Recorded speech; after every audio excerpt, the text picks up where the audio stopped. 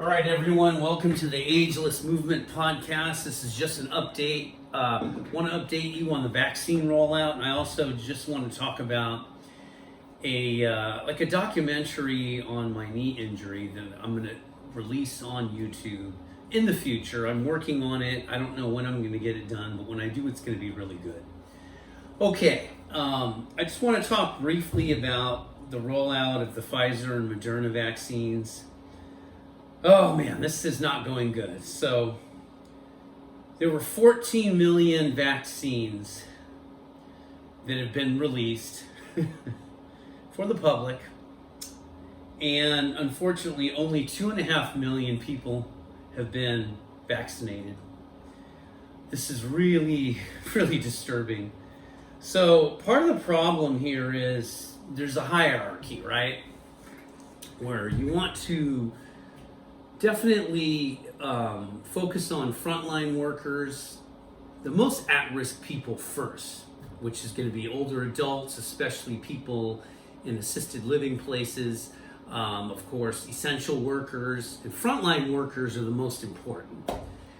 Here's the problem though, they're having such a hard time figuring out the hierarchy and getting it to the right people that the vaccines, especially the Pfizer vaccine, is going to go bad because you have to keep it at like minus 90 degrees. So there's the logistics of how to even store it and get it out to where you need to get it and not destroy it in that process. And somebody was mentioning the other day how it's amazing we have the technology to develop this vaccine, which is essentially a cure to this pandemic, but we're so politically dysfunctional and our healthcare system is so fragmented, we can't get it done. And this is absolutely depressing. And, a lot of people are talking about maybe we need to just get rid of the whole hierarchy and just get it out as quickly as possible to as many people as we can. That may be what we need to do. Just get it out to all the pharmacies and try to get as many people as we can vaccinated and not worry about who's, the highest risk or who's the middle risk and who's the least risk. Just do it. Because the longer we wait with all of this, the more of the vaccine that's just going to be wasted. It's crazy. And, once again, it points out we have real problems with our healthcare system.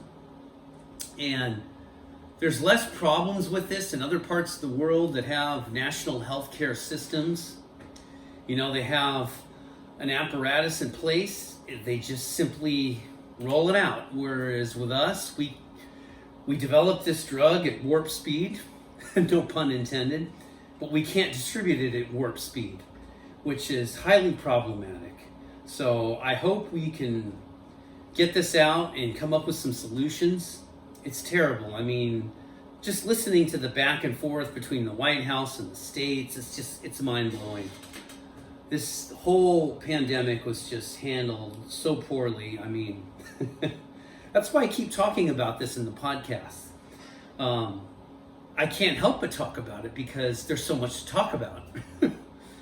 Anyway, so if you get an opportunity to get vaccinated, please do it.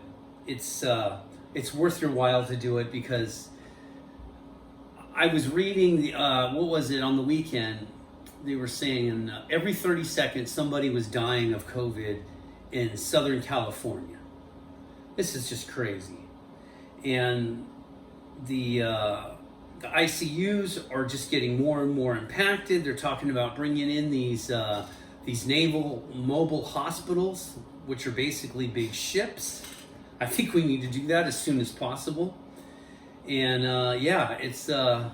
this is definitely the darkest days of this pandemic, and it looks like it's going to get darker for probably the next 2 weeks to a month. We've just got to find a way to get people vaccinated. There's 14 million vaccines out there, and I just can't believe we've only got 2.5 million people vaccinated. And I realized, there was a lot of logistical problems getting this to people, but it looks like we need to throw away the hierarchy and just focus on getting it out to as many people as we can.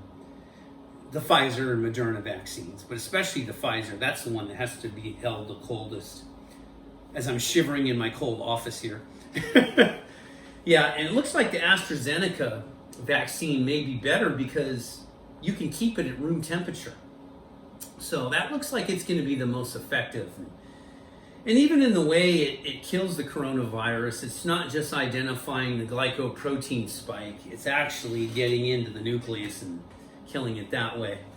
So, all right, that's all for the update on the pandemic and our horribly slow vaccine rollout. Also, I just wanted to make an announcement that I'm working on just basically a documentary, like a YouTube documentary. It's going to be a collection of all the, obviously, all the pictures and videos of my progress through my recovery of my knee injury. You know, starting with the injury itself. I have pictures of the day I injured myself, the week leading up to the surgery, the week after the surgery, chronicling all the way up to where I was able to do heavy deadlifts again. So I'm excited to just provide that information on the internet because, you know, if you type in ruptured patellar tendon on YouTube, it's interesting that there is not a lot of videos from people who have rehabbed their way through it. It's mostly just doctors talking about the injury and what you do. I'm going to talk about this from an insider view of how you actually get over an injury like this and how you could progress, overcome, and do the things you want to do again. All right, so looking forward to getting that done. I'm not going to give you a date because it's hard to say. I've done a lot of work on it, but it's not like I can work at this full time. So I only work on it when I have time. All right. So hopefully you're all well. Hopefully you've had a great holidays, and please don't take any chances. Wear your mask. Wear your mask. Be smart. Wash your hands. Avoid large crowds of people. And I'm telling you, if we could just make it to June, things will be a lot better. But this rollout of the vaccines has got to get better. Because clearly we're not able to do this through just social distancing. There's too many people that don't want to do it. All right. Take care, everyone. Be safe.